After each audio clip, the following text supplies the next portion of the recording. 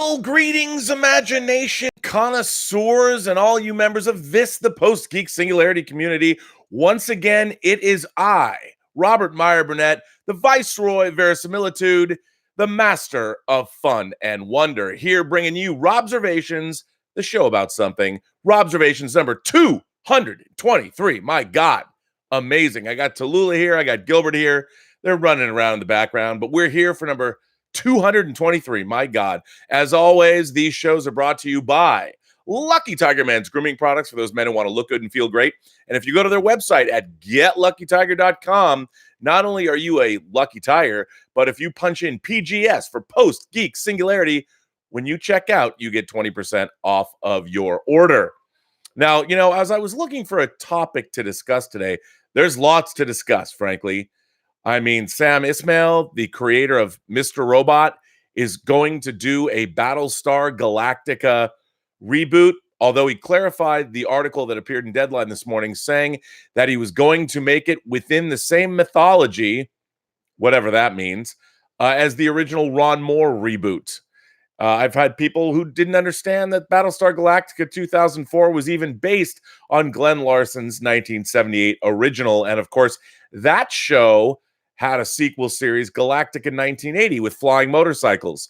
So, maybe Sam Esmail will be having flying motorcycles in his show because they are, after all, canonical. Just saying. Anyway, the topic at hand, the topic that I made the thumbnail for, is actually based on a letter that Jacob Fudge, my favorite comic book store proprietor, wrote to me. But you know what? I found something. Something was sent to me on the Twitter today, and I wanted to jump in and read it because it's sort of in a way, it's not my mission statement, but it certainly applies to the Post-Geek Singularity and certainly what I've been trying to do here with Robservations. Of course, now I've started to tweet when I announce these shows that you guys, you members of this, guys, girls, gentle beings, alien, non-binary people, whatever you want to, however you define yourselves, however you want to call it, whatever you want to call yourselves, and who am I to argue? All of you gorgeous people, gorgeous beings, gorgeous examples of mankind, humankind, womankind, whatever. Whatever you want to call yourselves, it's just great to have you here, and we're trying to build a community that is all inclusive. That's what I want to do. But I read this article, and I thought it was pretty good. I posted it on the website, so I'm going to read it again if you haven't read it, because I just posted it. It is called The Decline and Fall of the Modern Nerd. And of course, this was written by Rob Bricken. Rob was a former editor at IO9, but I identified heavily with this article, and I'm going to read it. So here it goes. Thank you, Rob Bricken, former editor of IO9. This comes from 10. It's a Medium article, 10medium.com, and that's where you can find this article if you want to comment on it. So this is from Rob Bricken. This is what he wrote. Traditionally, nerds were always portrayed as outsiders looking in, gazing at the high school groups of popular athletes and cheerleaders, the cool kids, and all the others who never had a Dungeons & Dragons player's guide fall out of their backpack while rushing to class. Things have changed. It's a nerd's world. I prefer the term imagination connoisseur myself, where geeks dominate pop culture and entertainment, and the studios and publishers and so on peek inside in hopes of figuring out how to constantly appease their new nerd overlords. As a young nerd, I understood I was an outsider. In fact, it was made abundantly clear on many occasions.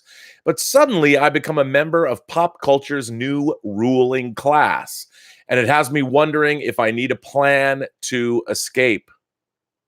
For the first time since high school, I have felt genuine shame in telling people I am a nerd. When I've had occasion to tell someone I'm a Star Wars fan, I immediately feel the need to qualify it by adding, but I'm not one of those crazy assholes you hear about. I love Game of Thrones, but I can't think of the series at all without also remembering all of the hate spewed about the final season. There is an increasing number of things I used to enjoy that feel tainted by the hate other so-called fans feel for them, and it's getting harder and harder to separate the two. Nerds, myself included, should be delighted by the way things have gone. Star Wars fans have gotten a bevy of new movies. Marvel Comics obsessive have witnessed the great cinematic adaptation of an entire comics universe for more than a decade. We're living in a world where Hollywood is so desperate to please nerds that it's dredging up everything we've ever been obsessed with. I think the fact that a movie based on the excessively ridiculous 80s cartoon He-Man and the Masters of the Universe may make it into theaters is a clear sign as any that nostalgic nerds are now ruling this particular playground. On the surface, that's a pretty great problem to have. Our wildest adaptation dreams are coming true, particularly on a daily basis. Plus, Hollywood listens to the fans and sometimes even seeks our input, which, in theory, could be useful in helping movie and TV studios realize what made nerds fall in love with a character, franchise, etc. in the first place. It isn't working like that, of course. As traditionally nerdy things like sci-fi, superheroes, and fantasy have become the dominant, most financially lucrative entertainment in the world, Hollywood has been catering to nerds to the point that it's now kowtowing to them. If a studio makes choices that fans don't feel best represent the character, or if they hear rumors that a certain plot point might happen which they think might ruin the franchise, or if there's basically any change that deviates from their collective consciousness idea of how these properties are supposed to be, nerds freak out. At which point, studios pay for costly PR campaigns either to earn back their goodwill or mollify them. Studios have given nerds power, and power has corrupted us. By acknowledging these fans so much and catering to them wholly, they've given nerds a wholly unjustified sense of equality with those making the entertainment. Worse, when studios do try and placate fans by bowing to their wishes, it confirms what these fans have always felt in their hearts, that these franchises belong to them. So when The Last Jedi varied too much from traditional Star Wars, some nerds were so enraged that they boycotted the franchise they ostensibly enjoyed. When the final seasons of Game of Thrones failed to meet expectations, 1.7 million people signed a petition for HBO to remake it to fans' liking, as if the network owed it to them. So whenever Hollywood makes a decision they don't approve of, they think it's their right, if not their duty, to have a gigantic temper tantrum and to scorn anyone who stands in the way of them getting their way, or who dares to have a different opinion. Nerds have always been defined by their passion, and passion can be a wonderful thing. But passion seems to turn so bad so quickly. There's an often used adage, no one hates Star Wars like Star Wars fans, which also happens to have been a line I used to hear verbatim about Star Trek fans too. I mean, Game of Thrones' final season wouldn't be loathed by so many if they hadn't adored the series first. I sincerely believe that there is more nerdy love in this world than hate, but love is quiet and hate is loud. Hate is screamed or typed in all caps. Hate makes 1.7 million people sign an angry, meaningless change.org petition to demand a new final season of Game of Thrones. But love doesn't inspire the other 15 or so million people who watch the show to sign a second petition stating, I either was okay with everything that happened in season 8 or I genuinely liked it. So, hey, great work, guys. And even if all 15 million other viewers signed that latter equally meaningless petition, we'd always hear more from and about those 1.7 million supposed fans. The haters are such a small part of the nerd community, but they're so loud and so omnipresent that it's ruining fandom for me. Case in point, I've always loved the deeply funny and slyly clever Adult Swim cartoon Rick and Morty. In 2017, the now infamous Szechuan sauce incident took place, in which a fun co-promotion between the cartoon and McDonald's went to hell after the very limited supplies of the dipping sauce ran out. I'm sure there were some fans who left empty-handed and disappointed, but politely. But many, many Rick and Morty fans turned into raging a-holes, screaming at McDonald's employees who had absolutely zero responsibility or power over how many packets of sauce they received, if they'd received any at all, because they felt entitled to a goddamn dipping sauce discontinued in 1998, but brought back just because one of their favorite cartoons had mentioned it. The show returns for its fourth season in November, and I honestly don't know if I'll be able to enjoy it or even watch it without thinking about all the other fans who harassed hundreds of McDonald's employees in the show's name. From the outside looking in, all people can see and hear are the angry nerds who make demands and seem to be dictating a great deal of the entertainment industry. These outside people are seeing them clearly, but there's a giant world underneath that surface level where there are still communities devoted to actually enjoying the properties they love, who still get excited about announcements, who are actually so happy that a prestige TV adaptation of the Game of Thrones novels were made at all. And even though the series didn't stick the landing, that doesn't actually take away from all the joy and entertainment it's provided to them over the years. Again, these people love quietly, and it's a good thing too, because if those hateful Thrones fans found them, they would harass them simply for being satisfied. My job requires me to stay on top of nerdy news. So I hear the hate and see the awfulness constantly.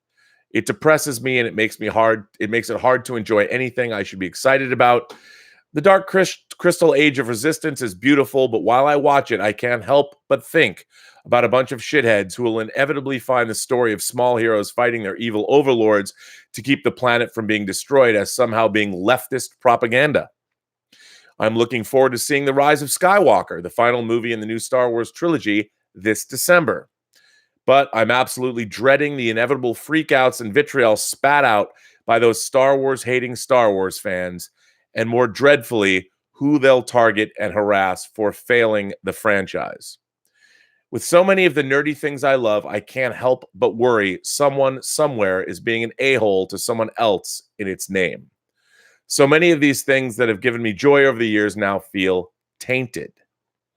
It's easy for those outside to look inside this dark new world of fandom because its worst inhabitants are so many and so loud. Hollywood sees them and vindicates them by greasing their malevolent squeaky wheels by catering entertainment to them in the first place or placating them when they've earned their wrath. Journalists can see the power these nerds have to influence Hollywood and how they use it to berate anyone that doesn't agree with their own opinion and harass anyone they hold responsible for failing their beloved franchises. Game of Thrones showrunners David Benioff and D.B. Weiss backed out of appearing at the show's panel at Comic-Con back in July, and I don't blame them. All they would have received there was an hour of scorn from fans who felt more ownership over the show than the actual show runners. I won't pretend nerds haven't always been easily riled up, and I'm certainly not blameless. I certainly seethed about the perceived crappiness of the Star Wars prequels, and my hate for Michael Bay's immaturely lurid Transformers movies is well documented. But I also like to think I've mellowed some and become more forgiving, and most importantly, more accepting, so that even if I think something is bad, e.g., E.T. the Extraterrestrial or Fantastic Beasts 2, first of all, who thinks E.T. is bad? I still can express my opinion without also going on a crusade to convince people who love it that they're wrong, because these are the people who remember that being a fan of something is about loving it. But all of this toxicity makes me not want to be a fan at all, which is a scary idea for a dude who has spent almost the entirety of his entire personal and professional lives as a nerd. It's one of the fundamentals of my very being. If I escaped to the outside and left behind Star Wars video games and an untenable TV viewing schedule behind, what would I do instead? What would take its place? Who would I even be?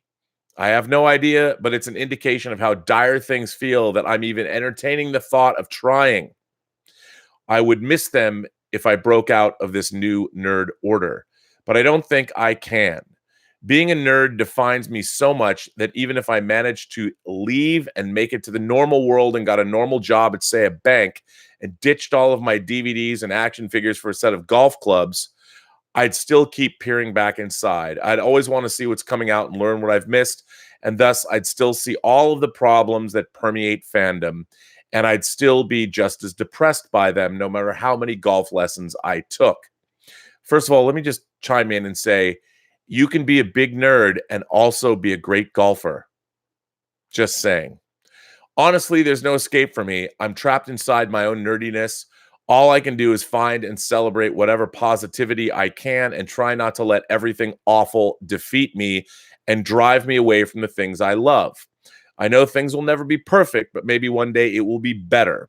All we need is a little peace and quiet. So there's that article. I read that article with very mixed emotions. Very mixed emotions because I feel torn in this new world order because on one hand, yes, we live in the post-geek singularity. It is awesome. And Hollywood and all kinds of media, whether it's video games, whether it's animation, whether it's novels, whether it's new streaming television shows, we've all grown up nerds. Everybody, we're all watching nerdy stuff of varying degrees.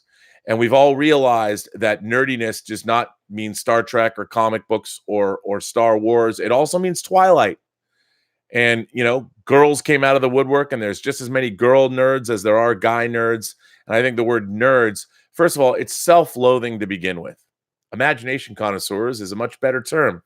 And I didn't copyright that term. I just made it up and started using it, trying to inject it into popular consciousness. I mean, I think what's really great is that we're getting so much great stuff, and we are indeed getting great stuff. I mean, I spoke with somebody, well, I'll just say Mark Andreyko, somebody who I have great respect for. I've been on a Schmodown team with Mark Andreyko. I've respected his comic work for years. He and I were talking about Jonathan Hickman's new run on X-Men and how I was stoked about it, and he was not. And he's a comic book professional. But we had a very, as we always do, very interesting, cogent, intelligent conversation. I always learn something from Mark. I'm always interested. He's a very passionate guy. I love talking to him. I love hearing what he has to say. And we frequently disagree. So the fandom community, like our political spectrum, like everything, because of the rise of the internet and the social media world and the greatest communications technology that has ever existed for mankind, or can I say mankind anymore? How about human? I mean, someone's going to say you can't say human anymore because the word man is inhuman. Whatever, whatever. If we can't talk to each other, if we can't agree what words actually mean, I don't feel the word human being or the phrase human being denigrates anyone. Well, that's because I'm a middle class or middle-aged white cis male with one foot in the grave. We're having the wrong arguments.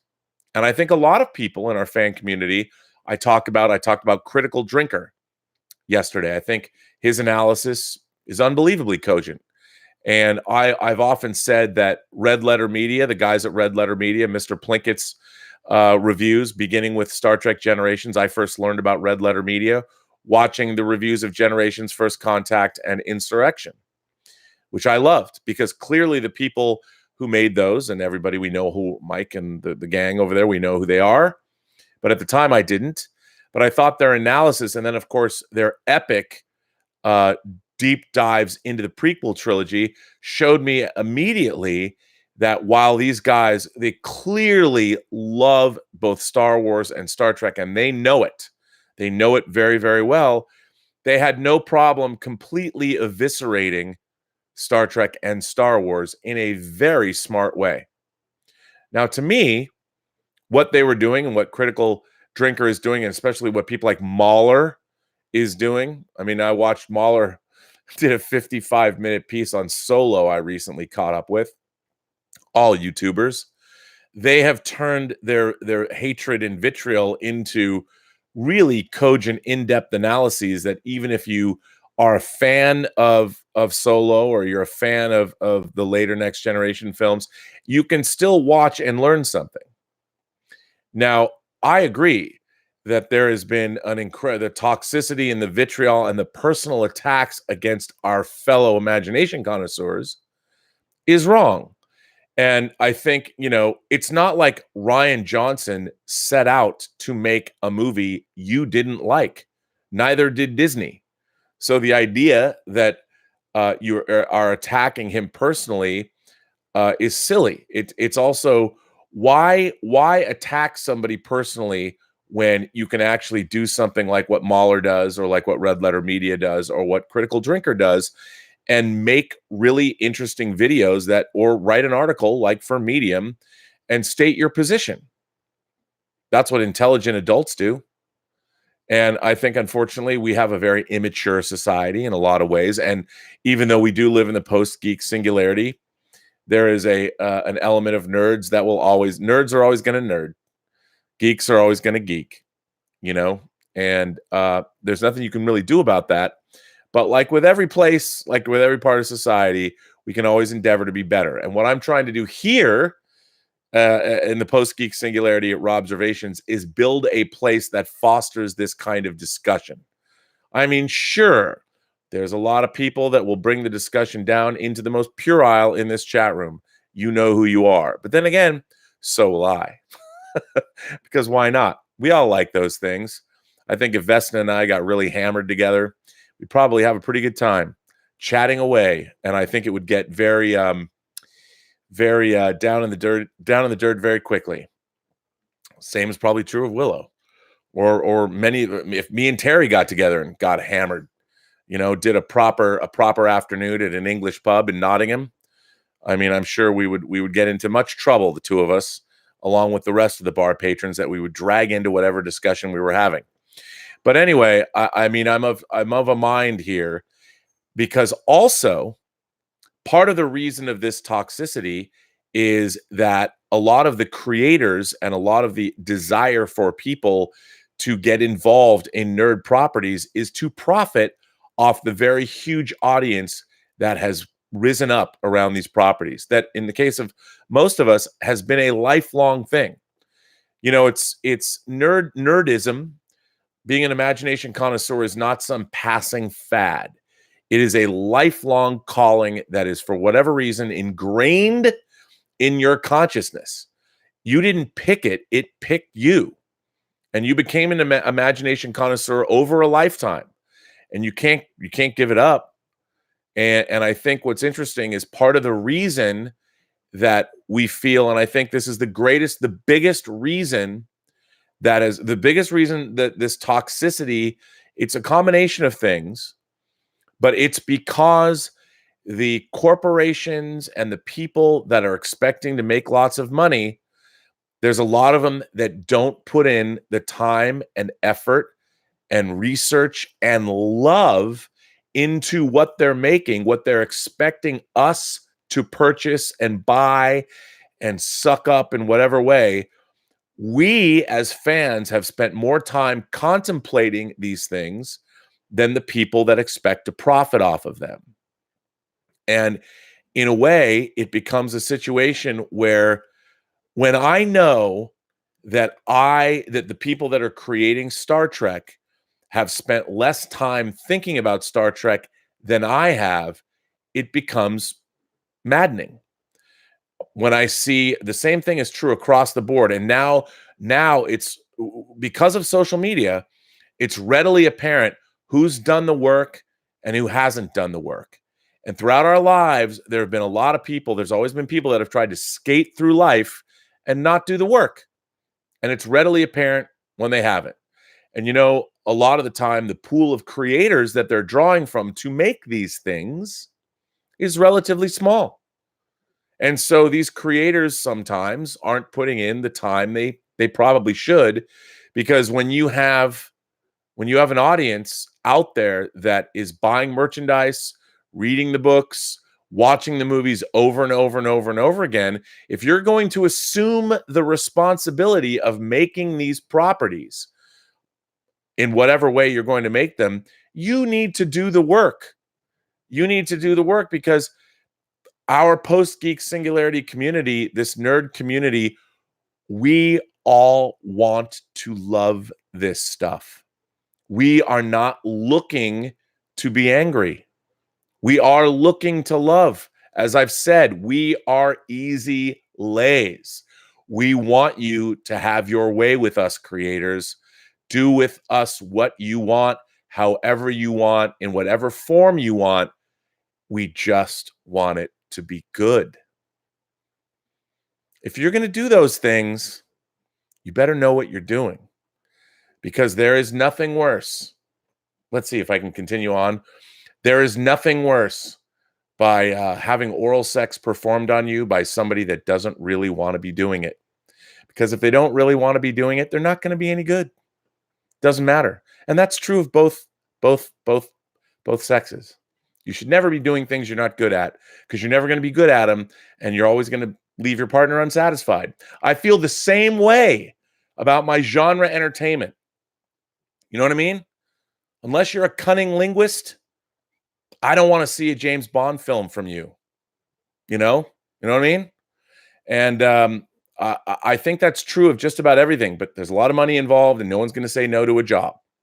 So I understand. So that's why I'm of a mind. I'm torn between the fact that I understand what it's like. I get why you get angry. I get angry too. I try and, I as a creator myself, I try and work on what I'm working on and make new things and channel my vitriol into something else. I go on the Inglorious Treksperts podcast and I try and speak highly of Star Trek, because that podcast is all about what we love. But it's really, really hard. I mean, the Critical Drinker, there's a couple of really great pieces on the end of Game of Thrones. I felt that the end of Game of Thrones really did not only a disservice to all of the characters and the actors, but also a disservice to the rest of the show that they'd made that we all fell in love with. And it's really interesting, because you have to ask yourself, if you don't know the ending of your own show, if you don't end your story in a satisfying manner, then your story, the story that you've been telling, becomes invalid, I think, in all of our minds, because we realize that the story itself had nothing really to say. And it's hard when you finally realize that. And look, remember, these are all products. It's all money-making product. That's what it all comes down to. Nobody takes a job. Sure, we all want to love things. I mean, clearly the writing staff, and I know a few of the people on the writing staff of The Dark Crystal, when those people were hired, I would assume that they were interviewed before they were hired. There is such thought and such passion, and there is such a love of not only the entire fantasy genre and a wide breadth of knowledge. I don't know everybody in that writing room, but if you want to see how to do a fantasy show right, look at The Dark Crystal or look at The Boys. Everybody who's involved, those are two wonderful examples of the kind of entertainment, the kind of satisfying entertainment that we're getting as nerds. Now, I try and temper my anger by saying, okay, for everything I'm not getting from Star Trek, I look around and go, well, I'm certainly getting it from Carnival Row, The Boys, or Dark Crystal. Those are great things. I mean, those are... So what, and I think everybody has that. I think everybody, there's enough stuff in the world right now that you can say, okay, if I'm not satisfied by Star Wars, I can go over here and look at this. And I think what we need to do, and I feel this way across the board, we just need to remember, how do we really affect real change? Is calling people names and making memes up about them on the internet really a good use of our time? No, it's not. But then again, not enough people vote either. But I would say that we should demand of ourselves to be better. Ask yourself, how can I elevate this conversation? I mean, in my case, I got 4 great moderators to help me do that. I hope the tone that I'm setting would further elevate the conversation. I love nothing more than to get letters from people that say, I really like your community. I've been getting more and more and more of that. Somebody sent me a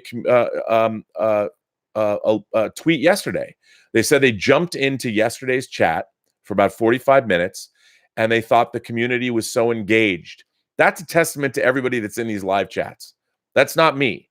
Like I said, I just have the house. I'm opening the door and inviting people to come in. Now, what kind of a party it's going to be? I mean, I can set a tone, but it's really about everybody that's at the party. And it's about the attitudes they bring into the party with them. And it's about the top drawer liquor that I'll be serving. And I'm hoping that that's what I'm doing. My brand of liquor that I'm serving is a level of perhaps not always the most intellectual discourse, but at least it's passionate. And I'm not talking out of my tuchus about something that I don't know anything about or haven't really thought about. I'm very passionate about these things, and I know that you guys are, and I want to thank you for it. So I read this article. All we can do, look, toxic fandom is not going to go away. But what we want to do is we want to demand more of each other. We want to demand more of our entertainment. And if we're not happy with that entertainment, we should figure out better ways to convey that. And that's when I give it up to people like Baller, like Red Letter Media, like The Critical Drinker, who go make wonderfully worthwhile videos. And what's really interesting is if you look at what Red Letter Media did with Mr. Plinkett, and you look at The Critical Drinker's review where he approaches it as a drunk Scotsman, in their reviews and in their ways of approaching and analyzing genre information, they themselves have created characters. They're telling stories about their own creations, and they're using their reviews to do it. And I think that's really interesting. I mean, in a way, I didn't really make this. I kind of went on a Critical Drinker jag and watched a bunch of the Critical Drinkers reviews that I hadn't watched over the weekend. And I even by saying that I'm the viceroy of verisimilitude, or I'm the master of fun and wonder, which John Campea came up with that one. I'm trying to sort of create in a way an aspect of myself, a character, not a caricature, but a part of me that isn't all me, but it's a part of me that makes it more fun to talk to you guys. So, I just think that we should do better.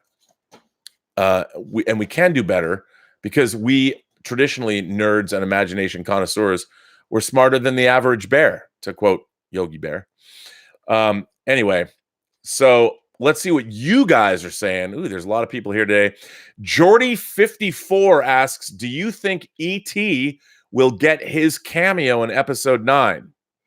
Well, Jordy, I can't speak to that. Of course, we all know, all Star Wars fans know, that I didn't read. I did read the William Kotzwinkle's book, his novel, his sequel to E.T. I think it's called Return to the Green Planet. It's been a while. I don't know if the ETs were actually given a name. I think they were. Well, ETs, for those of you who don't know, the ETs from the movie E.T. the Extraterrestrial, there wasn't just one. We saw a ship full of them. They're clearly explorers and scientists, all of them. They are actually canonically members of the Senate, members of the Republic Senate, as glimpsed in Phantom Menace. Yes, ladies and gentlemen, I actually took a frame grab and put it up on the page, the Post-Geek Singularity Facebook page. ETs are canonically connected to the Star Wars universe. So I asked, Jordy54 asks, will E.T. get his cameo? I can't speak to that. I don't know if we're going to see any ETs, but I would love to see ETs fighting against the First Order. I would love to see them in combat. I think it'd be cool. But ETs are canonically part of the Star Wars universe. So, you know what I mean? Don't forget that. Royce Freeman says, it's a big question. Good one to ask. Kubrick's editor said Eyes Wide Shut had 30 minutes cut from it after his death that dealt with Hollywood metaphors and more child harm and sexual stuff. He had final cut. Thoughts on the movie? Well, first of all, I can't speak to that. I haven't heard that. I've read a lot about Eyes Wide Shut. Kubrick was very, he's my favorite film director, first of all. He was also very aware of commercial success. He had a lot of early commercial success, and then later on, his movies were not as commercially successful as he would have liked. Of course, he didn't make that many movies. He made Barry Lyndon. It's interesting. From the 1970s on, Kubrick made only Clockwork Orange, Barry Lyndon, The Shining, Eyes Wide Shut, and Full Metal Jacket. Actually, Full Metal Jacket and Eyes Wide Shut. So in 30 years, he made, 5 movies or something? That's not a lot of output. But he was always aware of commercial success. I don't know if that's true about cutting 30 minutes out of the movie. I would think that seems pretty extreme to me. I do know that I don't think the finished version of Eyes Wide Shut is exactly what Kubrick wanted. Famously, in the American version, they digitally added figures that were covering the sexual activities that you see in the film. It's now been re-released with those digital figures removed, but it's true. I mean, apparently, once again, Americans can't deal with copulation, even though, well, we all came from that act, and apparently we just can't. Our puritanical nature that's been around for hundreds of years, we still can't get past it. So I don't know. I mean, if that's true, I would certainly imagine by now both the Kubrick estate, Mr. Vitale, Leon Vitale, would have something to say about that, since he knows he's the Kubrick archivist. And if that's true, I'm sure they would. Warner Brothers never has missed an opportunity to exploit the Kubrick catalog they own. So I would imagine we would see it. So I can't speak to that. I don't know if that's happened. I do know I really enjoy Eyes Wide Shut.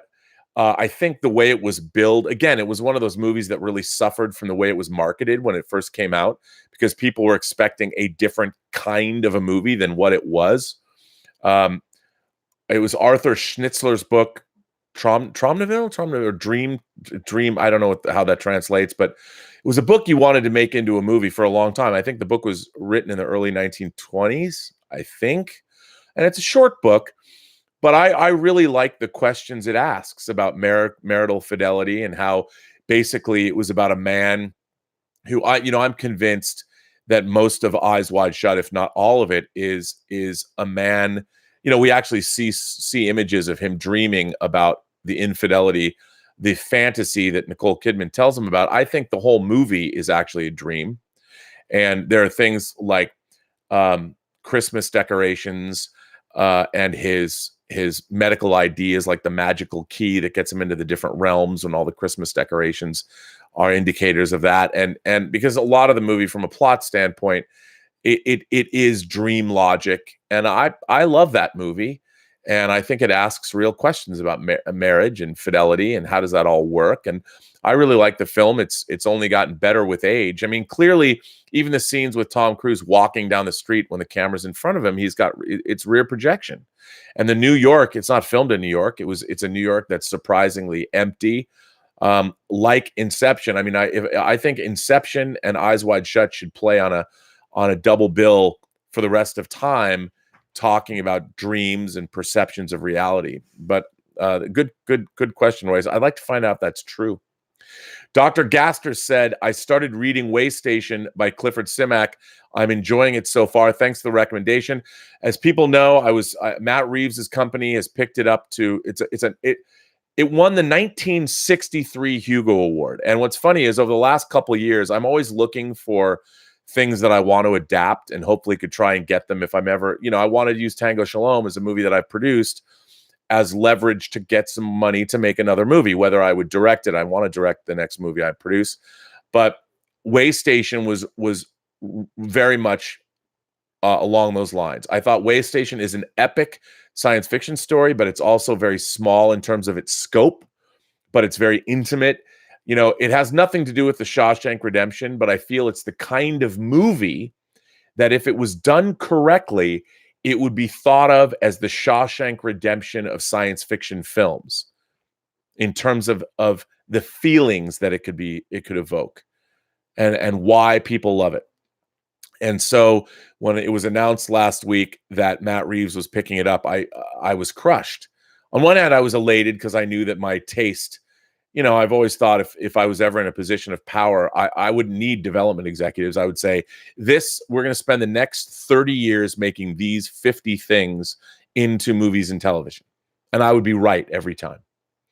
But I've never, unfortunately, one of the great frustrations in my career is, I've been pretty much on the fringes of Hollywood. I've never had great commercial success personally. I've had some, but not enough. And certainly I've never had that breakthrough that has brought me the security as a creator to go out and be able to say, let's make this. However, I know for a fact, if I was, I'd hit a home run every time. I know it's easy for me to say, right?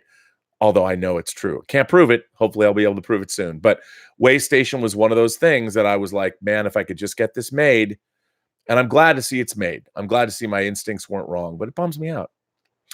JB Bonifacio sends 2 super chats in, and both of them say, so say we all.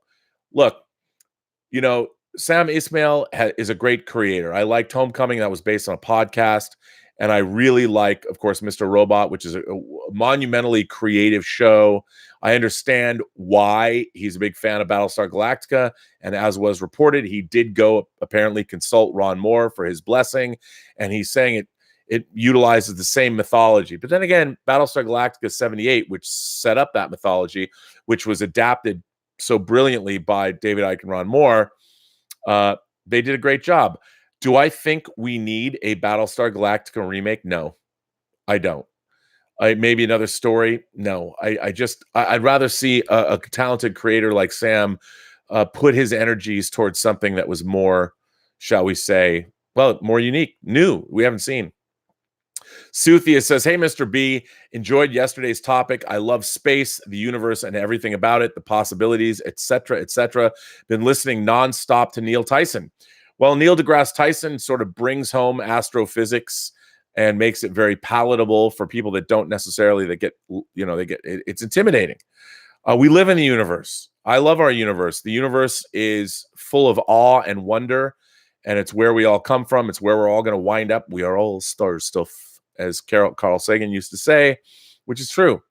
And we certainly don't know much about the universe, and I would hope that we're going to find out a lot more about it. I mean, maybe that's what AI is eventually going to do, is lead humanity to the stars. I think that would be great. I'm glad you liked yesterday's talk. I had fun doing it. I was caffeined up. I thought I was doing like a comedy routine to start that show, and I'm glad that you guys liked it. Suthia says, like film and television, I'm also a theme park roller coaster fanatic. I swear some, if not most, coaster fans are probably roommates with film fans. Will this new ride be better? This new ride is going to suck. I know. I love roller coasters. I love rides. Some of the best rides I've ever been on were actually at the Tivoli theme park in Copenhagen. They had a ride. They had like just a swing, like one of those rides where you spin around and the chairs are hung by chains. But this thing went up. It's an easy ride, but this thing went up so high in the air and it went out so far. It was terrifying. It was a swing ride. I mean, you're barely being held on. It was terrifying. Terrifying. But I loved it. And if you ever go to Copenhagen, you got to go to Tivoli. It's delightful. Suthia says, I don't need a filmmaker to satisfy me. I have my hand.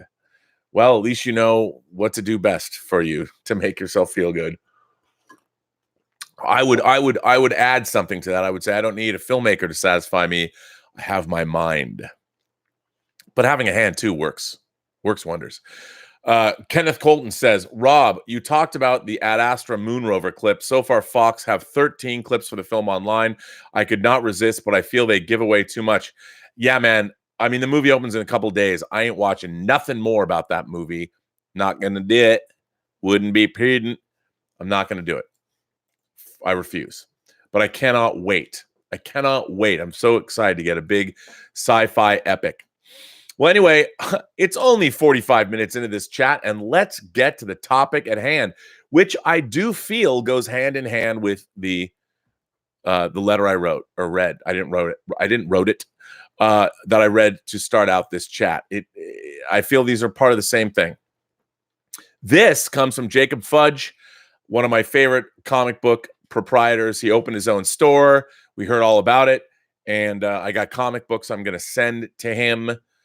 Which is great. I've been organizing them and getting them out, and I'm going to finally send them to him. So this comes from Jacob Fudge. Hello, Rob, the keeper of verisimilitude, the viceroy of verisimilitude. It is I, the wise, humble, and ever-respected member of the Post-Geek Singularity, that dude. It has been a spell since I've written in last. Life gets in the way like that, I suppose. Although, allow me a brief off-topic interlude. I wrote in a super chat that I do not remember seeing answered, so I will pose it here. I finally watched Godzilla King of the Monsters, and I couldn't stand the movie. Cue the collective heartbreak of every monster nerd everywhere. And part of the reason was because it broke its own sense of verisimilitude many times. That and the CGI in the beginning when we first see King Ghidorah, or King Ghidorah, looked as convincing as the animality in Mortal Kombat Annihilation. Animality? Is that how you pronounce his name? Your retort? Dude, I love Godzilla. And look, let me just tell you. Godzilla films have their own verisimilitude. I could do a whole show on it, but shame on you. Come on. I love that movie. No, everybody has a different opinion. I love Godzilla King of the Monsters. I freely admit it. As a matter of fact, I just hold it here. I hold it here close. I do. Just because I love it so much. Yeah. Anyway. Oh, by the way, I don't know if I showed this. I did. Amazon finally came through. Amazon UK. It only took a while. It took, 3 months or something? But thank you. No, it didn't take 3 months, but it took a long time. Yes, I now am 3D equipped for Avengers Endgame. Anyways, the real reason I'm writing to you today was because I was listening to the last Robservations episode about Rotten Tomatoes and douchebag Ratner's comments about it killing the movie industry. And it got me thinking, why don't I frequent the movie theater as often as I used to? Now, there are a myriad of reasons to not go to the movies as often as I used to, or even as often as I'd like to. But the main deterrent for me for the past couple of years has been you people. Let me explain. I don't mean a community of people with above average intelligence, well-versed in film language and analysis. I mean the people who make up 99% of any given theater at any given time. The audience has absolutely ruined the movie-going experience for me too many times. How many times must I put my hand on the hot stove to be burned before I realize I should just stop touching the damn thing? Yes, I have had many a movie ruined for me simply by being a participant in the auditorium. Let me paint you a picture with a few examples. Aquaman. I went to see it opening weekend, much to my chagrin, because as a comic shop owner, I cannot skip these movies and have to hear repeatedly, "Have you seen Aquaman yet?" And have to repeatedly answer no and hear from everyone else how great or terrible it was. So my ritual is to see the comic book movies opening night so I can participate in conversation and make educated sales to my customers for complimentary reading. Isn't that great? And that means you can write off every ticket you buy. Watching Aquaman, I got tickets in the third row of the auditorium, so I'm already moderately uncomfortable and ailed. The seating is offset, so your view of the people in front of you is to see between their chairs. The young girl in front of me, the second row of the auditorium, decides to get on her phone and scroll Instagram through the first half of the movie. With my blood boiling with rage at the utter disrespect and lack of common courtesy for the people around her for an hour, I finally took the trash from my girlfriend's candy, balled that shit up, and chucked it at her. Maybe I did not handle it well, but this was far from the first time I've had this type of experience, and I was tired of it. I later picked up my trash when the movie ended. I'm not that much of a prick. Glass. Oh, this one was a doozy. I'll keep it short. Before the movie starts, my girlfriend and I are the only ones in our entire row. Hot diggity, right? And as the movie starts, we have a group sleuth in next to my girlfriend and another couple on the other side of me, while an entire group sits in the row behind us. I'm already expecting the worst. The group on the side of my girlfriend is a teenage couple with one of their parents. These kids come in late as the movie already started, instantly got on their phones, and their careless parent said nothing. The couple on the other side of me was noticeably high. They opened their loud cellophane candy for the whole theater to hear and were taking turns drinking their drink every 20 seconds to quench what I surmised to be cottonmouth. Then the group behind us, not even 45 minutes into the movie, a man was snoring loud. I couldn't even concentrate on the effing movie. My girlfriend, knowing how much I hate these scenarios, finally snaps and gets on the voice cracking Peter Brady boy about putting his phone away. His excuse, "My friend is at my house watching my dog. He had questions." Kid, I don't give an F. Go take the phone call outside of the theater. That should have been the end of it, but the girlfriend and the mom got involved too, making this an ordeal. Meanwhile, I'm missing the movie I paid money to see. Carved out time of my night to make the 30-minute trek over to with my girlfriend who has a son, making this kind of night a rarity for us. They were silent the rest of the movie until the credits rolled, where the boy started bitching at my girlfriend for calling him out and then leans over to me and says, "You need to tell your woman." And as soon as I heard that, I broke my silence. He didn't get a chance to finish that thought. Hereditary. Two knuckle-dragging women could not stop talking during the entire movie. Not just whispering, which, if you've seen Hereditary, you know even whispers can be too audible at times, but having normal volume conversations throughout the entire thing. I actually had to buy the movie on Blu-ray to watch it unimpeded and without disruption. I have many more horror stories like this, some even worse, where I actually almost got into a physical fight all the while going to the movie theater, a place I always associated with fun, relaxation, and escape. Now I take into account whether or not to go see a movie based on what kind of crowd might be there, depending on the time of day. With my work schedule, it's not easy finding times in congruity with a movie showtimes. I hate that's where my mind first goes when considering to see a movie or not, is will this movie be ruined by inconsiderate a-holes? But what is my alternative? I can either risk the time, money, let's be honest, movies aren't cheap anymore, and energy on a gamble that I will have a good experience, or I can wait for the movies to be available to stream at home on my stupidly comfortable couch with my 5.1 surround sound on my flat screen I have mounted to my living room wall. For me, it isn't a choice anymore. I will wait. Especially on the movies I'm not all that hyped up about, but I have a mild curiosity about. Of course, I see the big event movies in theaters. I'm not risking spoilers or having the movie ruined for me before I get a chance to see it. And oddly enough, almost every MCU opening night I go to, I never have any problems. There are fans that want to be there. They aren't there to mess around. They're the ones that want to be first to experience the movie. But this year alone, I have skipped many movies I either wanted to see or had a cursory interest in seeing, like Once Upon a Time in Hollywood, Lion King, Toy Story 4, Midsummer, Dark Phoenix, Crawl, Pet Sematary, Us. You get the idea. Now, I know this annoys my girlfriend because we both love movies and we used to enjoy going.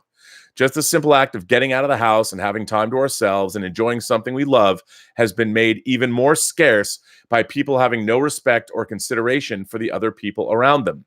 And I happen to know I'm not the only one who feels this way.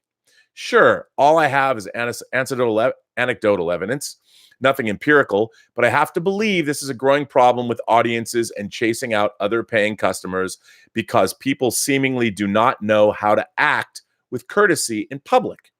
And since very few theater chains enforce anything, these people keep doing it with impunity. I was someone who would easily see 35 to 50 movies a year in theaters. Now, I'm lucky if I'm seeing 15 to 20. At an average cost of $10 a ticket, that's $350 to $500 a year, and just ticket prices down to maybe $150 to $200 a year. A loss of $200 to $350 a year from just one person. Extrapolate that with hundreds, thousands of people feeling the same way that I do. That's a good chunk of revenue that theaters are losing. I don't necessarily blame the theaters themselves.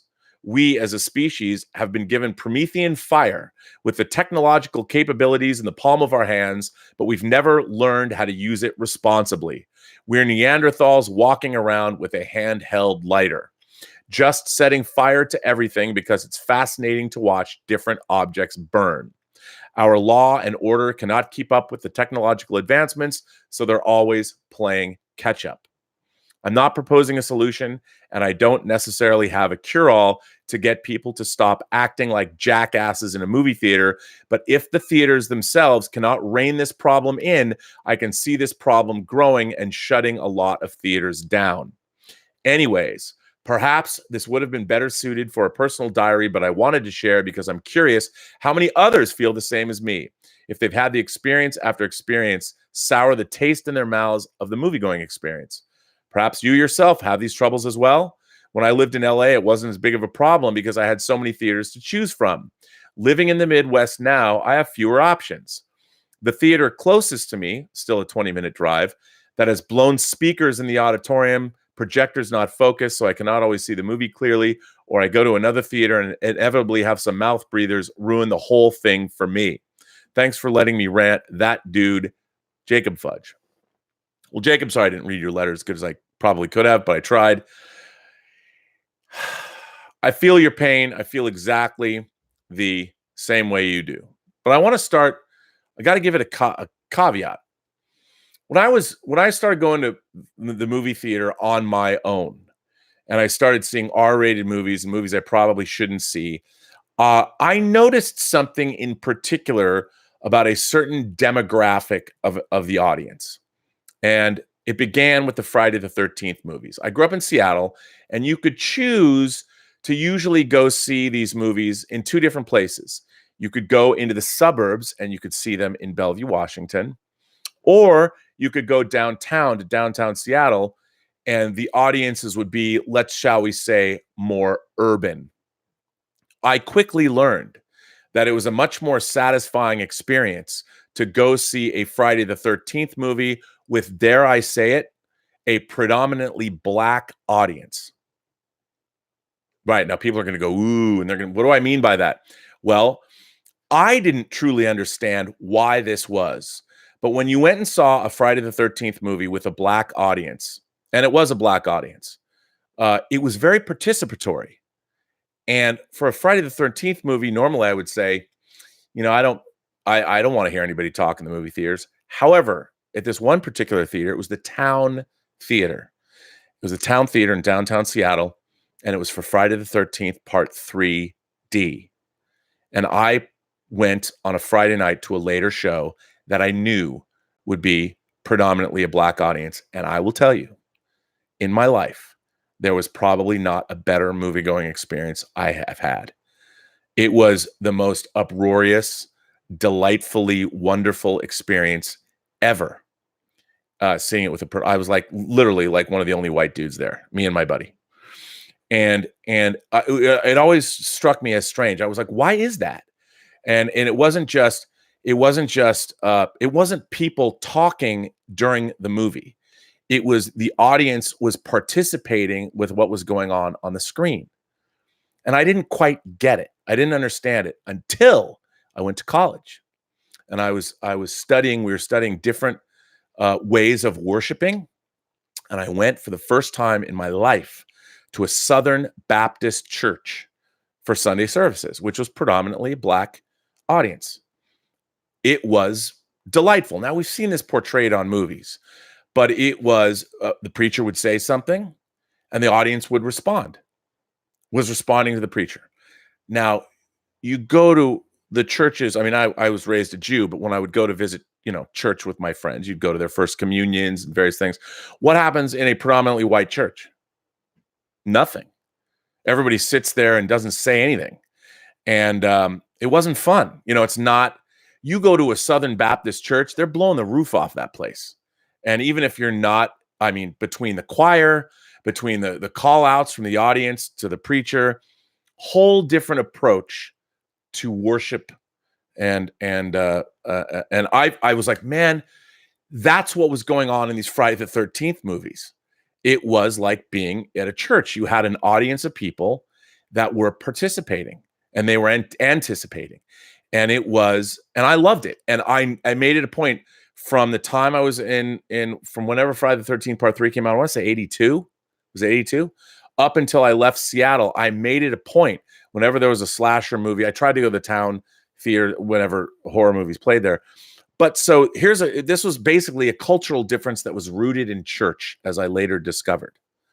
But that's not the same thing as people. These audiences were transfixed to the screen, glued to the screen. As a matter of fact, they were more into the movie than you could possibly be, and it was more fun to see. I mean, you can't go to a Friday the 13th movie and expect, it's not the kind of movie you necessarily need to concentrate on. And seeing it with a predominantly black audience, I will say, made all of those movies much better and much more fun and better experiences. So that's one way audiences can participate and talk in movies. And I have no problem with that at all. I don't. Unless, of course, you're a Friday the 13th movie connoisseur and you feel like you have to put on your masterpiece theater hat and analyze every minute of every film. I don't think you necessarily have to do that. What I cannot abide and what drives me crazy is when people aren't paying attention to the movie at hand or the concert. Or, I mean, we live in a world where people are going to hold up their iPhones and film concerts. Why they do that, I have no idea. As somebody who appreciates good sound, I don't understand why anybody. What are you accomplishing? Do you want to show yourself that you were at this concert? I mean, I don't get it. I don't understand. The other day I was watching. I was watching the Duran Duran's Paper Gods concert that was recorded in Japan. It was great. I was like, cool. I saw that tour, and I was watching this. I don't know if it's available. It makes me wonder if it's on Blu-ray, because I'd love to get a copy of it. But I just watch it. I mean, that's way better than holding your phone up. But we have become the unfortunate look. People have always talked in movies. There's always been the old biddies, the old ladies that are the coffee clutch that'll go see a movie in the middle of the afternoon, and they'll ruin your matinee when you've snuck out of work. It's always been true. But what I really don't like about it, and everything that you described, is nowadays people think that their lives are the most important thing that's happening all the time. And indeed, perhaps in a certain way, maybe that's true. But when you choose to go out into the world, we need to start showing people or explaining to people that you have an obligation to the body politic, that you need to remember that when you go out into the world, there are other people out there as well. And especially when you're going into a communal experience like a movie, you've paid money, other people have paid money to do one thing, to watch a film. And you as a film goer, there should be a responsibility. And I think this is true of anything. There's got to be a responsibility for people, to everyone else that's in that auditorium. There's nothing that you should do that should interfere with anyone else's enjoyment of that movie. And when you're turning on your phone or you're talking, you are interrupting what the movie's presenting. And that, who are you to do that?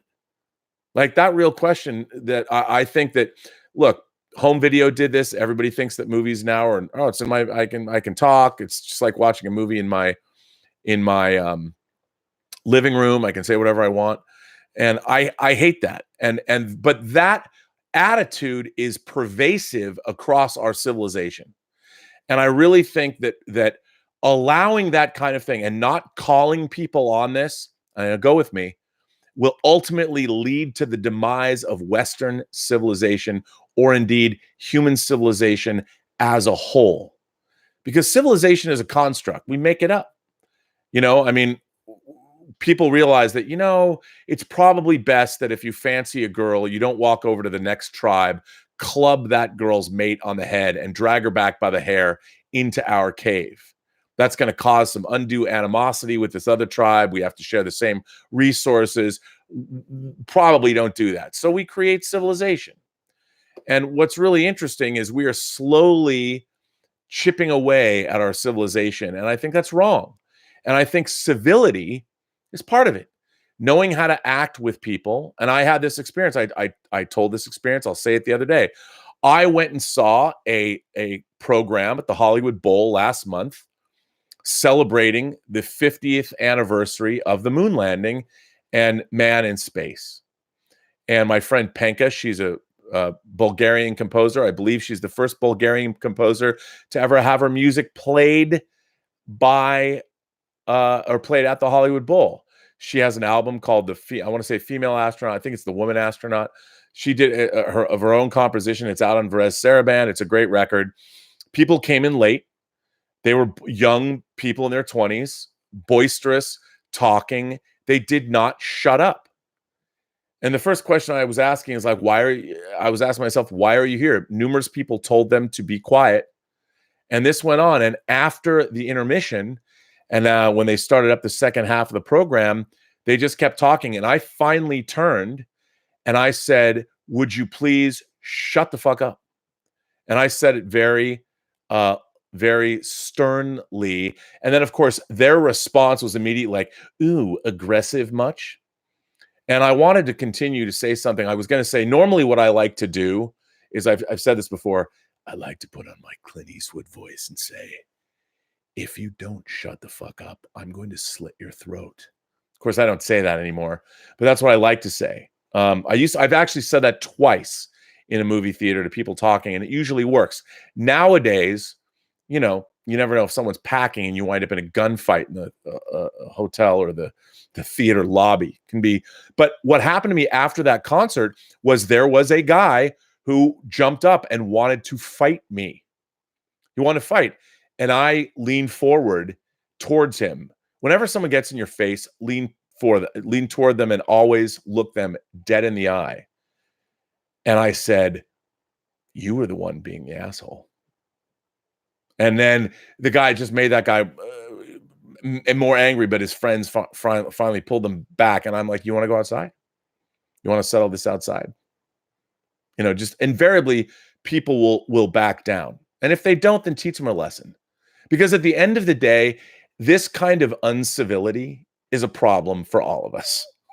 No, okay, I'm not advocating really getting into physical altercations, but you know what? Sometimes people really need to understand. They really need to be made to understand that if they're going to go into movie theaters and use their phones, they're doing that everywhere, whether they're in line for the grocery store.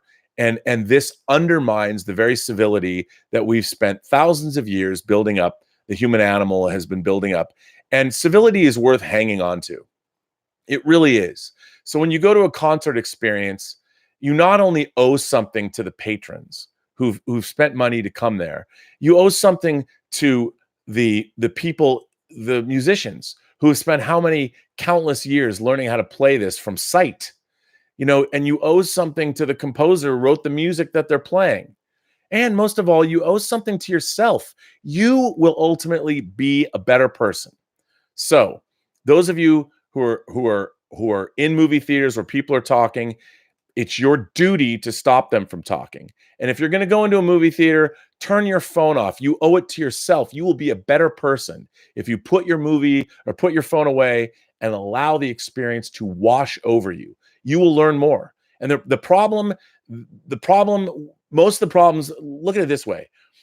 Think about how you are leading your life. You know, sometimes the world around you is more important. Put your phone away. Turn it off. Better yet, if you're with your girlfriend or your wife or your significant other, leave your phone at home. Don't take it with you. What do you need it for? Who do you need to talk to in the next 4 hours? I mean, the world will keep. Why do you need to take your phone anyway? I spent, you know, the first 40 years or 35 years of my life not needing a cell phone. The world didn't come to an end. Anyway. Yeah, it's an interesting question, but I really believe that people who talk in movies are symptomatic of the demise of our civilization as a whole. It's all those little things that slowly chip away, and we owe it to school people in our movie theaters who are ruining the experience for everyone. But most of all, they're ruining the experience for themselves. Anyway, that's what I have to say about that. I don't know what that says about me. So there you go. Let's see. Wow, there's a lot of questions here. Let's see.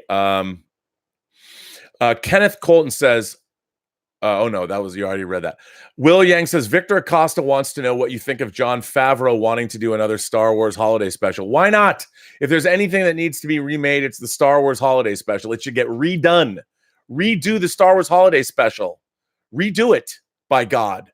It's fantastic. Let him do it. The Star Wars holiday special is one of the most god-awful things ever created. Oh, look, it's Gilbert. Gilbert is here, ladies and gentlemen. It's the middle of the chat. He's like, I'm sure wondering, since he's here, since he walks in, there's only one thing that Gilbert wants, and I know. I mean, he wants my love, which he knows he has. Do you want a cookie, Gilbert? Is that what you're here for? He looks at me like, it's so funny. I tell you, this dog is very human. Do you want a cookie? Come here. Are you going to come up? There he is, ladies and gentlemen. Gilbert, the Gilberian from the planet Gilbar. He's a Bernedoodle. He's 75% poodle and 25% Bernese mountain dog. He weighs about 60 pounds. He's also very smart and very handsome. Isn't that true?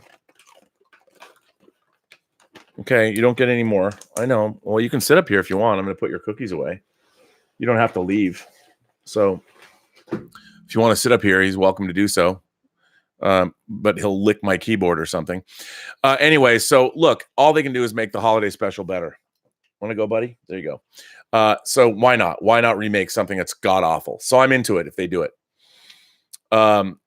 Marv Diesel says, Rob, is 12 Angry Men worth buying for $5 on digital? Yes. 12 Angry Men is amazing. But if you're going to spend $5 on it, why not just get the Blu-ray at the Barnes & Noble 50% off sale?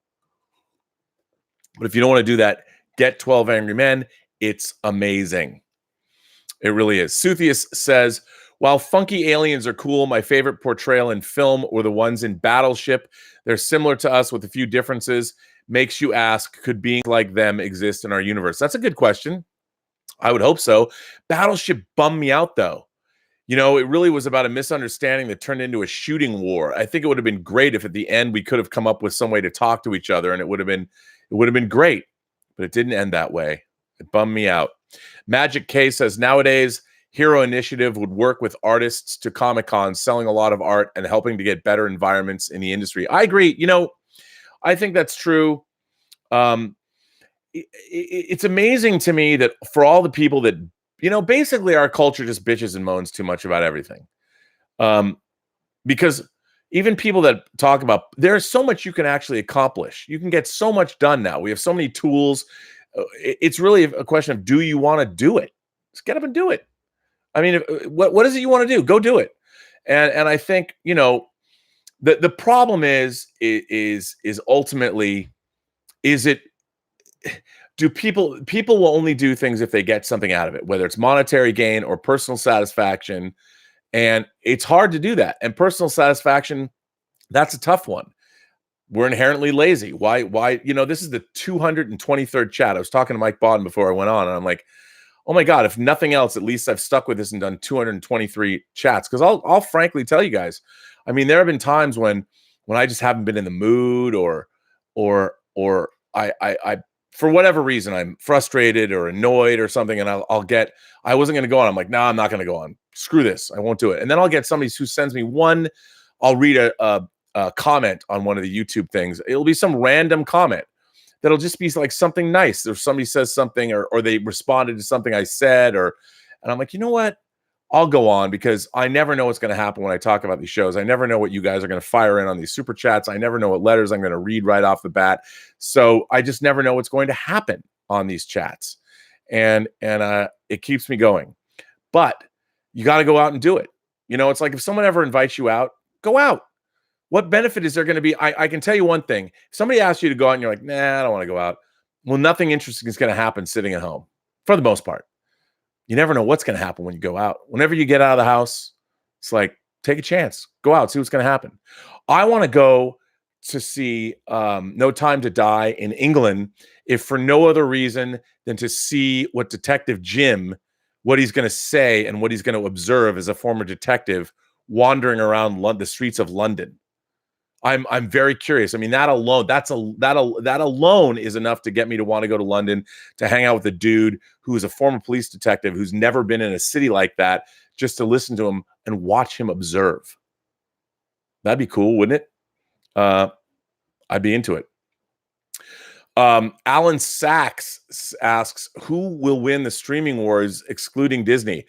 You know, I don't know. It's going to be really interesting to see. I think the streaming wars are going to be won by who provides the best value for their customers, the most diversity of entertainment. And when I say diversity of entertainment, I mean not necessarily catering to being diverse in terms of color or gender, but in terms of like who's got the most mix of programming, the most diverse programming, and the most economical.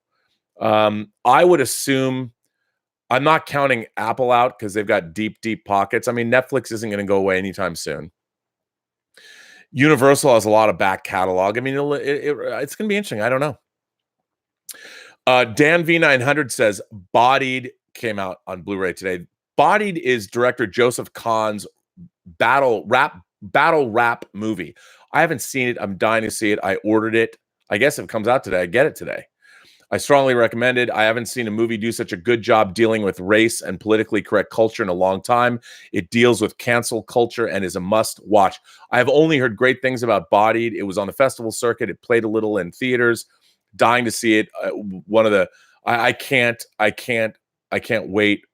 I can't wait to see it. So it's great. Bodied is about, Dan V900 goes on and says, Bodied is about a white college student studying the use of the N-word in battle rap for his thesis. He then becomes a battle rapper, and it was shot in 2016. It's easily found on YouTube as well. Well, that's awesome. I can't wait to get Bodied. I'm sure it sounds great too.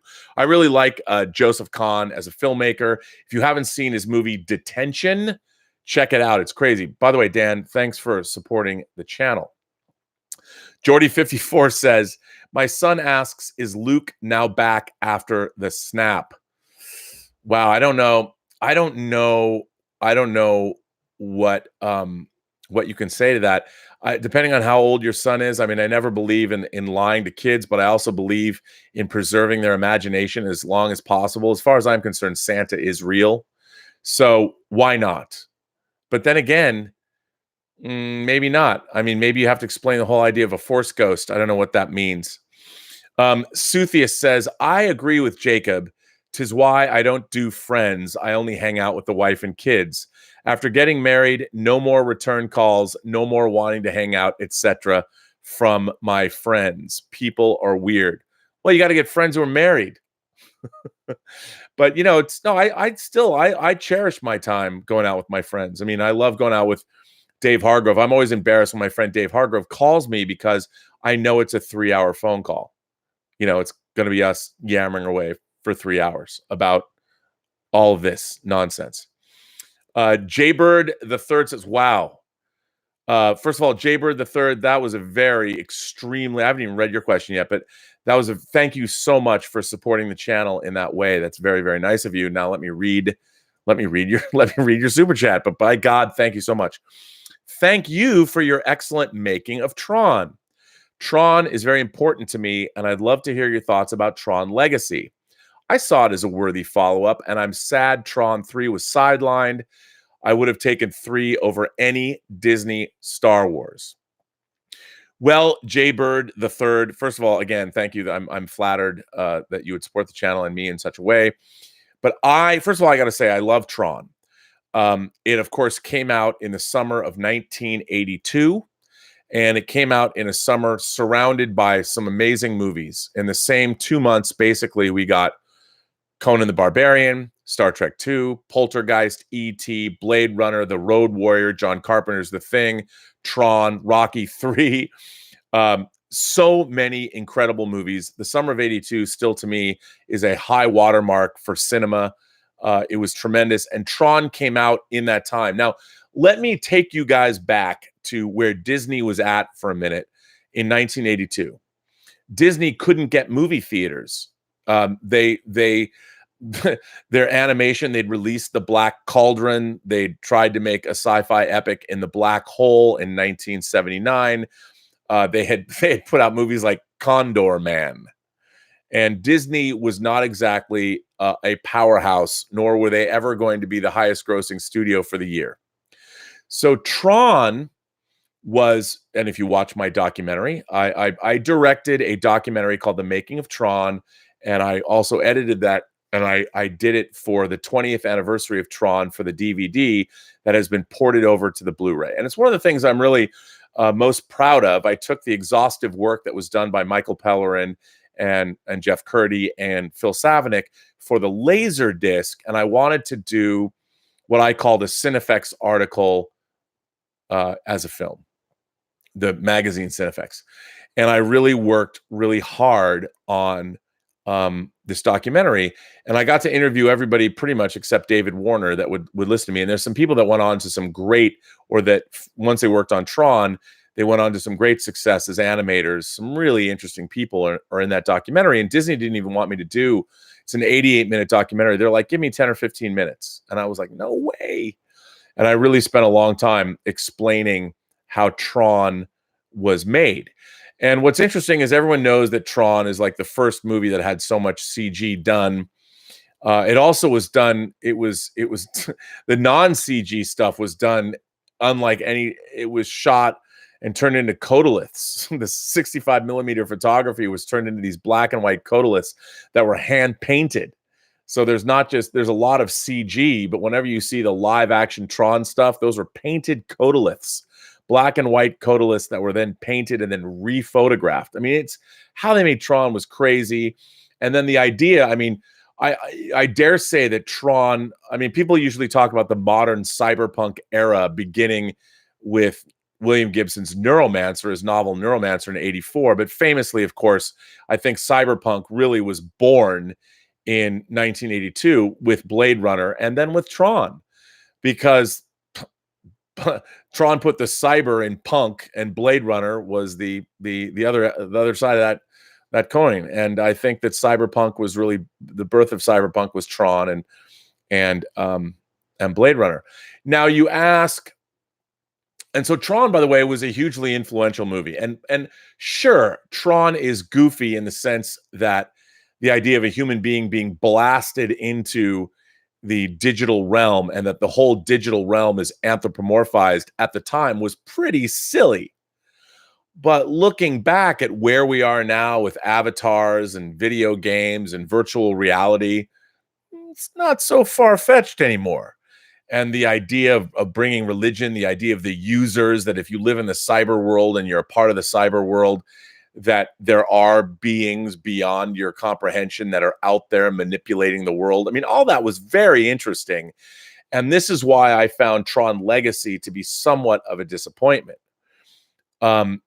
Because in Tron Legacy, it all set on what's called the grid. And the Flynn character, the Jeff Bridges character, has created this cyber world unto itself. And what I thought was really interesting about Tron was Tron sort of in many different ways was a precursor to our socially networked digital World Wide Web world. And the new Tron Legacy doesn't really get into that. It gets into its own sci-fi conceits that don't really have much to do with what's really going on in the world. And I wanted to see Tron Legacy address those issues head on. So when I first saw Tron Legacy, I was disappointed by it. Although from the get-go, I'd loved, and I already heard the Daft Punk score is one of the great movie scores of all time. If you haven't watched the 22-minute cut down of Star Trek: The Motion Picture using the Daft Punk Tron score. But once after I took myself away from what I expected Tron Legacy to be and could enjoy it on its own terms, I think there's a lot to love there. It's a continuation of the story, certainly, which is excellent. And I really enjoyed Tron Legacy as the years have passed. Not as much as I enjoyed Tron, but I've come to like it. And I do not understand for the life of me why they didn't make a Tron 3, especially where they leave off. I really liked where they left off, and I like what they were doing in Tron. There's a Tron Legacy. There's a lot of really intriguing stuff there, and I'm sorry that we didn't get a Tron 3. And it's, Joseph Kosinski, who directed Tron Legacy, also directed Oblivion, and he has directed Tron, Top Gun Maverick. And I think he's got a great eye, and I would love to see what he's going to bring about for Tron 3 if they ever do it. Maybe they will. I mean, why not take a chance with and maybe Disney Plus? Maybe there'll be a Tron show for Disney Plus. Koba says, saw Johnny Got His Gun for the first time recently. It was horrifying to watch, but an amazing movie. Have you seen it? I have not seen Johnny Got His Gun. Is that the classic movie or is it a new movie? I have not seen it. I'll have to watch that. And since it comes from you, Koba, I think I must. I absolutely must. Now, let's see. I've got so many good letters that I haven't gotten to today. There's so many good ones. And I feel, I love this letter. You know what? I'm going to read this letter because I love what this asks. And again, these letters are all on the website. They're all on, the ones I'm reading are on the website. They're on the Burnettwork.net. So if you want to go read them, and we put them up there and share them, and you can answer to the letter writer and participate there. But this is a really interesting letter, and it's funny because I haven't really eaten today, so I'm starving to death. So I'm trying to, you know what? Maybe I will have a little bit of chocolate next to me, just a little bit. For those of you who know, it's sea salt chocolate. I'm gonna have a little because just as a little, pick me up, a little sugar rush. So this one comes from Terry Cooper. And I love this art. I love this letter. Hi, Rob. As fascinated as you are with verisimilitude, I have a similar fascination with something that I call aesthetic perception. This is the idea that we, as people who consume visuals, are evolving and changing our perception over time. The best way to explain this is to compare a 1977 R2D2 toy to a 2019 version of the character. Or, in the comics world, compare a drawing of Batman by Bob Kane to an Alex Ross or Neil Adams. Same goes for Robin. Essentially, what I'm interested in is how these earlier creations were seen as accurate or aesthetically acceptable at the time. I can understand that the manufacturing processes were less sophisticated a few decades ago. But in the case of the Kenner R2, his head looks nothing like the character in the film. As a side note, depictions of R2 in the Marvel Comics adaptation in the film are equally inaccurate. For superheroes, everyone finds it hard not to laugh at the earliest live-action incarnations of our favorite heroes. The costumes in the black and white Batman serials were very crude, and even in 1966, Adam West's Batsuit, while much closer to that era's comic look, still looks a little ridiculous and not in the least bit intimidating. Also, compare Captain America over the years, Reb Brown's motorbike helmet and spandex outfit through Matt Salinger's latex suit, and finally Chris Evans' MCU costumes. They gradually improve, and we accept them more readily. Pre-1960s spaceships were envisioned as metal torpedoes. Destination Moon, 20 Million Miles to Earth, and Flash Gordon featured ships that resembled missiles. But here's a strange twist to aesthetic perception. In some cases, costumes and looks are moving backward, ever closer to their origin. Where the X-Men movie in 2000 dared not dress the heroes in yellow spandex and even joked about it, the latest incarnation shows them in suits closer to the comic book versions. And now the audiences are fine with it. Elon Musk's cutting-edge spacecraft now resemble chrome-plated rocket ships of the 1950s instead of the Enterprise or the Orville. Why do you think the early primitive and inaccurate versions of all these things were seen as perfectly acceptable by the makers and consumers at the time? Have we evolved in our perception and artistry? Look at the original 12 Kenner Star Wars figures. They are crude, very simple representations, and if a movie in 2019 released figures in the same style, they would probably not sell at all as a result of looking so bad. All the best, Terry Cooper. Well, I love this letter, Terry. Again, it really goes back to verisimilitude and what we expect. I mean, I really think it comes down to, again, where we're at as a culture and what do we believe in.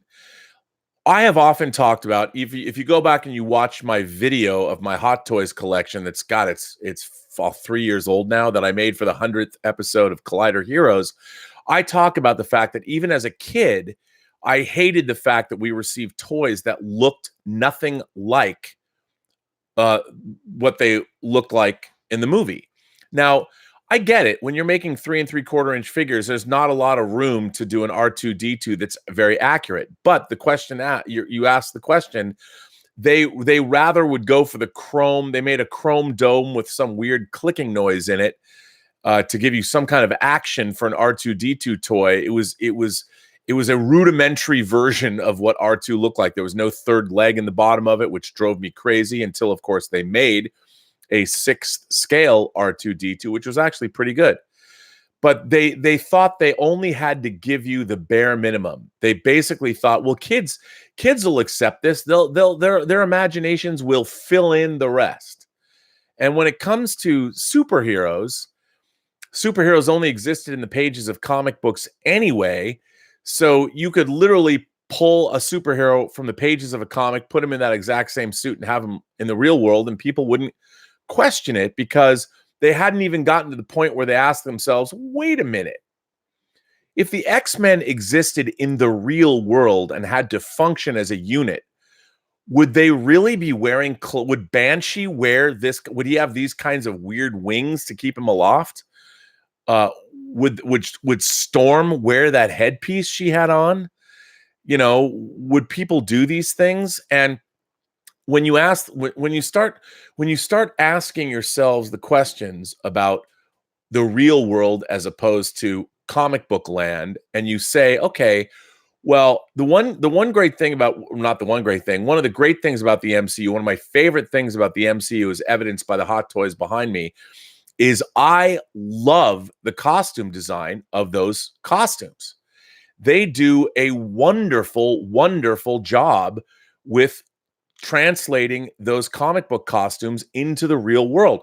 Case in point, Captain America, the first Avenger. When you see him on the USO tour, you get the classic Captain America costume that, when drawn as a 4-color fantasy on the pages of newsprint or printed on the pages of newsprint, that's what you get. If you try and translate that into the real world, there isn't enough dimensionality in a comic book anyway to bring across anything remotely resembling the real world.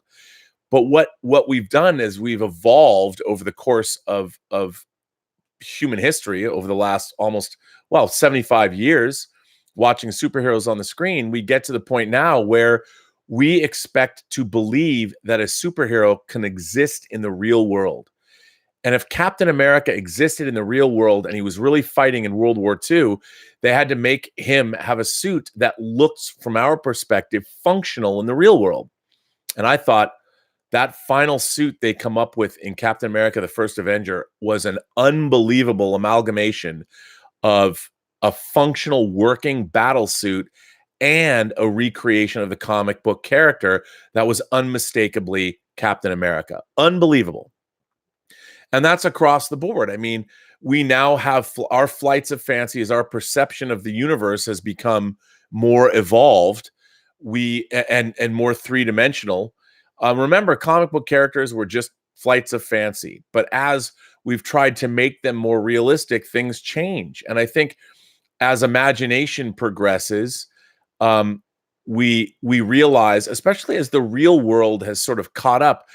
Remember, computers were science fiction. You go back and you watch Colossus, the Forbidden Project, a computer is in the side of a mountain. And nowadays, we carry around power books and supercomputers in our pockets. And it's amazing. It's amazing to see where we're at now. And once you live in that world, you expect, okay, we got to believe. I mean, for me, it's all about believability. And I think that I love what you said in this letter, aesthetic perception. And I think, yes, aesthetic perception has completely changed.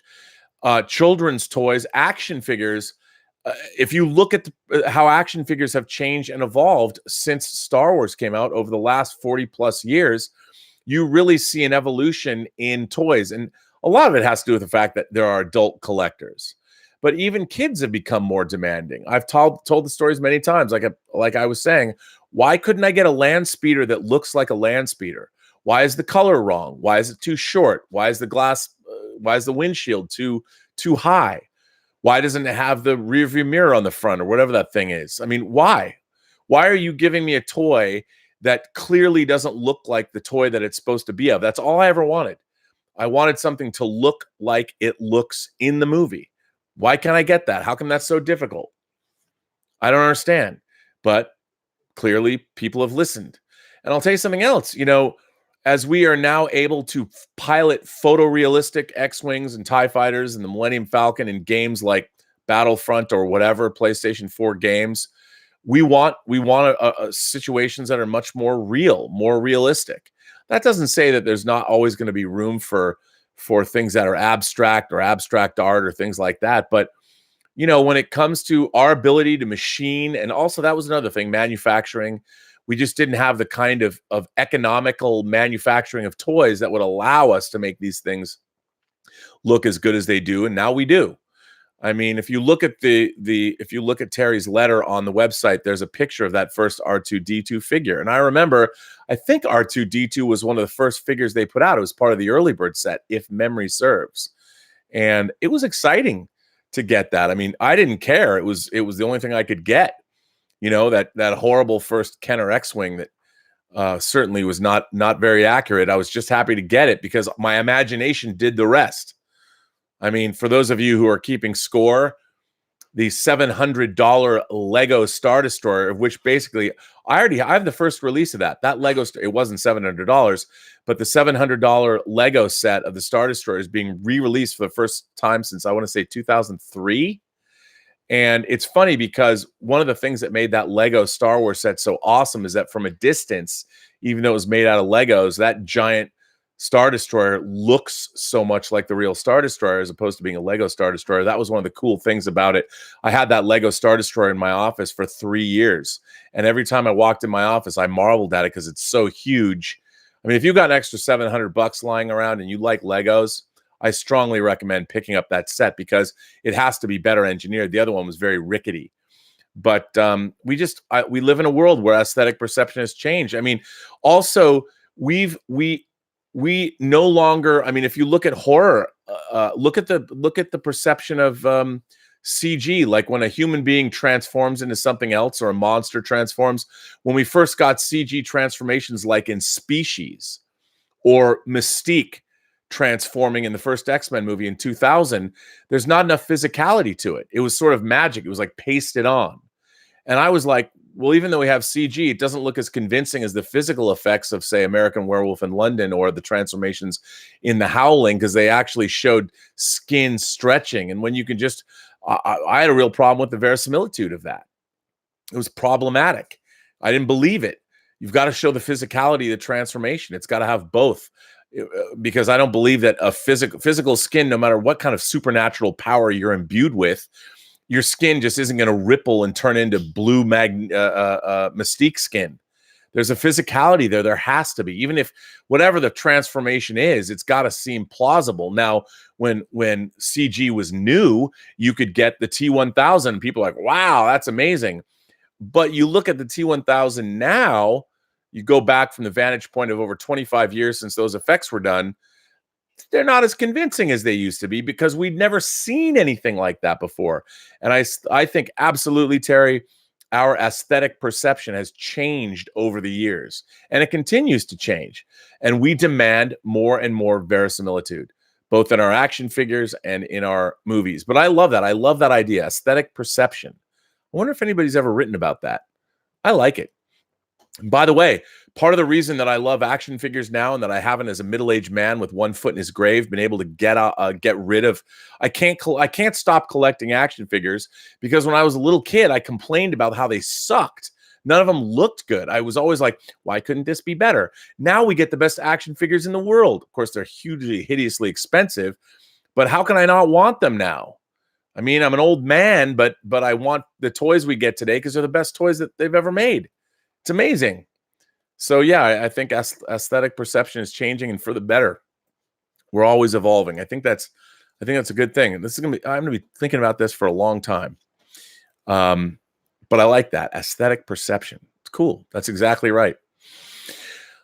James Bonner says, I recently watched the director's cut of Close Encounters of the Third Kind. My God, I forgot what an amazing film that is. You know, even Close Encounters, people forget there's 3 versions. 3 versions? Yes, there's 3 versions of Close Encounters. There's the theatrical, there's the special edition, which removed bits from the theatrical version, and then there is Spielberg's director's cut, all available on Blu-ray, by the way, and in 4K as well. I prefer the director's cut of the special edition of Close Encounters. And I think the director's cut of Close Encounters is the best version. Now, what does that change? It removes the end of the special edition where you go into the mothership. That's removed, but they keep the Cotopaxi when they find the Cotopaxi in the Mongolian desert, and it keeps the stuff with the family, and it also retains that one shot from the special edition of the shadow of the UFO going over the Roy Neary's truck. So I do think the director's cut of Close Encounters, the 3rd version, is the best version of Close Encounters. But it's a wonderful film. If you haven't seen Close Encounters, you got to go revisit it because you forget how amazing that movie really is. It's so full of, you know, they call me the master of fun and wonder. Close Encounters is a great example of pure fun and wonder. Or, you know, Joe Bob used to always say, Joe Bob Briggs, the great reviewer, if you go back and you read his reviews, especially the newspaper reviews, the 80s, Joe Bob Briggs was hysterical. And he would add foo, like kung fu, after everything. So if you had like transforming foo or werewolf, a werewolf transformation, he would call that werewolf foo. So in the spirit of Joe Bob Briggs, when I used to describe in my younger days a movie as having awe and wonder foo, so Close Encounters had that. So I like the fact that John Campea has hung the moniker "the master of fun and wonder" on me, because I used to say awe and wonder foo all the time in honor of Joe Bob Briggs. But Close Encounters has that. I never get tired of that movie. It's amazing to think that Close Encounters came out just 6 months after Star Wars did, and in Seattle on 6th Avenue, the UA 150 theater where Star Wars was playing was right across the street from the King Cinema, and there were still big lines for Star Wars 6 months after it opened, and you could stand in line and watch the line on the other side of the street. It was either the line for Close Encounters or the line for Star Wars, and it was a wondrous time to be alive. And I think it's funny. Close Encounters is a movie that I think as the years go by, people talk about it or watch it less and less, which is sort of strange to me, because I think it's a monumental achievement. It was Spielberg's follow-up to Jaws, and it was, I think it's a better science fiction film than Star Wars. It's obviously a different kind of a film, but what a wonderful, wonderful movie that is. And I dearly, dearly love Close Encounters, and I never get tired of that film. And it's great. It's a great movie. And my God, you're right, sir. James, you are right. What an amazing film it is. Because it is an amazing film. It is. I love it. I love it so much. And you are quite right. Loquacious Primate is here. Loquacious Primate says, my friend told me there was an original cut to Close Encounters where the aliens were given Coca-Cola and get hyper. Do you know anything about this? Well, that is not exactly true, but at the beginning, when Melinda Dillon's character, when the aliens do, when they're laying siege to her house, before they take Carrie Guffey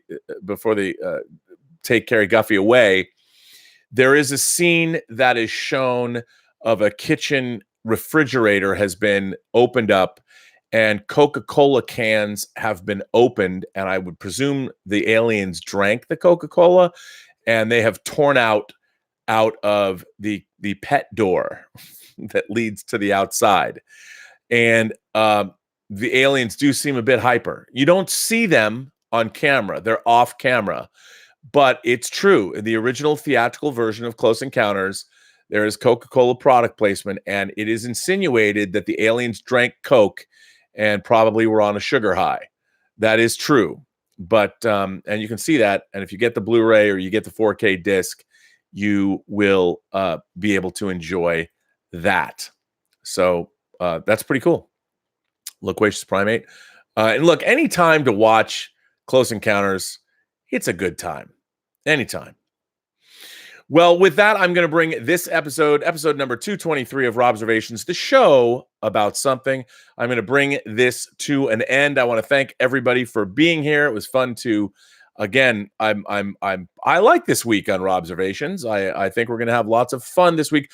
I want to thank everybody for your generous support of this channel. It is very much appreciated. It goes on. We will keep the website updated. The Honorable Mayor Mike Bodied from Riverdale, Iowa, is back on the case. I want to thank my wonderful moderators, Detective Jim, the Sheriff of Nottingham, Terry, and of course Greg Smith, who can build a house for you single-handedly. Well, he needs both hands, but you know what I mean. And I want to thank my great moderating staff, but most of all, I want to thank you, members of the Post-Geek Singularity, you imagination connoisseurs that create this community and make it is what it is. What that is, I don't know. It changes every day, and I leave that up for you to decide. Hope you had a good time at this chat. I certainly did. I'll be back on the John Campea show tomorrow, and I'm going to be back here tomorrow as well. I got a lot more letters to read. I got to get through more letters. I got tons of letters. If I haven't read your letter yet, I'm going to get to it. I haven't read it yet, so I apologize. Getting through those letters. I should just really shut up and just read letters. But a lot of people don't like it when I read letters. They're like, I'd rather just hear you pontificate, Rob, which could be a good thing or a bad thing. I don't know. But anyway, I want to thank you for being here. And remember, every person you meet has a story to tell you have yet to hear. And all you have to do is listen and don't talk in movies. And with that, I say, have a better day.